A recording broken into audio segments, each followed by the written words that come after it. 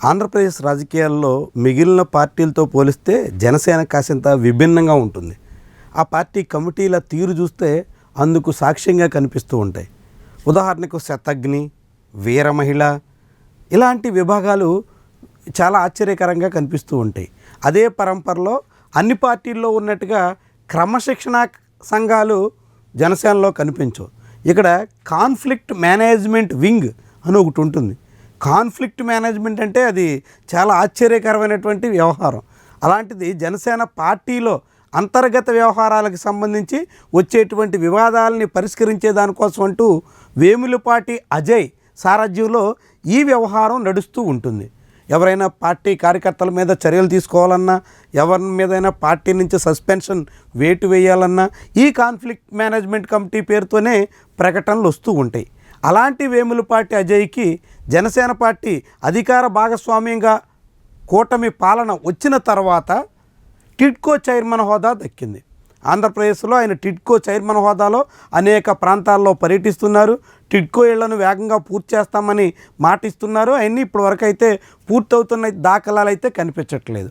ఇలాంటి సమయంలో వేములపాటి అజయ్కి వ్యతిరేకంగా జనసేనలోనే ఒక వర్గం పెద్ద స్థాయిలో వ్యతిరేక ప్రచారం చేస్తున్నట్టుగా కనిపిస్తుంది.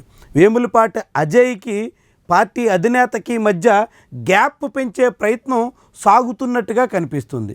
ఇదంతా ఒక లక్ష్యపూరితంగా కుట్రపూరితంగా సాగుతోంది అని అజయ్ ఆవేదన పడుతున్నారు. జనసేన పార్టీ కాన్ఫ్లిక్ట్ మేనేజ్మెంట్ వింగ్కి అధినేతగా, అదే సమయంలో టిడ్కో చైర్మన్గా ఉన్నటువంటి వేములపాటి అజయ్ కుమార్ నెల్లూరుకి చెందినటువంటి నాయకుడు.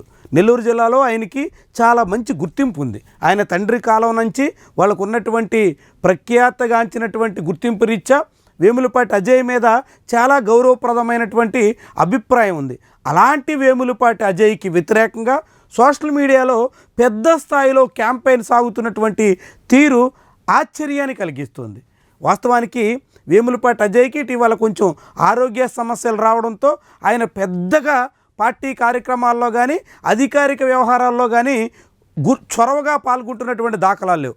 అలాంటి అజయ్కి వ్యతిరేకంగా సోషల్ మీడియాలో ఒక సెక్షన్ పనిగట్టుకుని ప్రచారం చేస్తున్నటువంటి దాని మీద అజయ్ ఇప్పుడు ఆవేదన చెందాల్సి వచ్చింది. తనకు వ్యతిరేకంగా సాగుతున్నటువంటి ప్రచారం మీద ఆయన తీవ్రమైనటువంటి కలత చెందినట్టుగా కనిపిస్తుంది. ఇలాంటి ప్రచారాలు కట్టబెట్టండి అంటూ ఆయన వేడుకోవాల్సి వచ్చింది. ఇలాంటి తీరు సరికాదు అంటూ శుద్ధులు చెప్పాల్సిన పరిస్థితికి Janasena party conflict management wing chief వచ్చారు. ఏమనాలి దీన్ని? ఏం జరుగుతుంది అసలు జనసేన పార్టీలో? జనసేన పార్టీలోనే అధికారం వచ్చిన తర్వాత అనేక రకాల భిన్నాభిప్రాయాలు వ్యక్తమవుతున్నాయి. పలు జిల్లాల్లో అనేక నియోజకవర్గాల్లో అక్కడ ఉన్నటువంటి నేతల మధ్య సఖ్యత సన్నగిల్లుతోంది.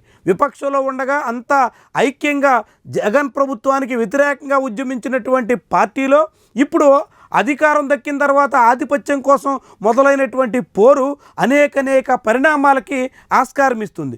ఇప్పుడు వేములపాటి అజయ్ కుమార్కి వ్యతిరేకంగా మొదలైనటువంటి క్యాంపెయిన్ కూడా అందులో భాగమే అనేటువంటి అభిప్రాయం వినిపిస్తోంది. మరి దీనికి వెనక అసలు కారకులు ఎవరు అజయ్ కుమార్కి సెగ పెట్టాలనేటువంటి ప్రయత్నం చేశారు? అలాంటి దాని వెనక సోషల్ మీడియాలో సాగుతున్నటువంటి ప్రచారం వెనక ఉన్నటువంటి పెద్ద తలకాయ ఎవరు? ఇలాంటివన్నీ కూడా వెలుగులోకి రావాల్సినటువంటి అవసరం ఉంది. ఇవన్నీ కూడా అజయ్ కుమార్కి వ్యతిరేకంగా సాగుతున్నటువంటి ఈ పరిణామాల మీద ఆ పార్టీ అధినేత కూడా దృష్టి పెట్టాల్సినటువంటి అవసరం కనిపిస్తుంది. ఎందుకంటే కాన్ఫ్లిక్ట్ మేనేజ్మెంట్ కమిటీకి చీఫ్గా ఉన్నటువంటి వ్యక్తే ఇప్పుడు కాన్ఫ్లిక్ట్లో కూరుకుపోతే ఆ పార్టీ పరిస్థితి ఎట్లా ఉంటుందో అందరూ ఆశ్చర్యపడాల్సిన స్థితికి వస్తుంది. కాబట్టి ఆ పార్టీలో సాగుతున్నటువంటి వ్యవహారాల మీద అధినేత దృష్టి పెట్టాల్సినటువంటి అవసరం ఉంది. పరిస్థితిని చక్కదిద్దాల్సినటువంటి అవసరం ఉంది.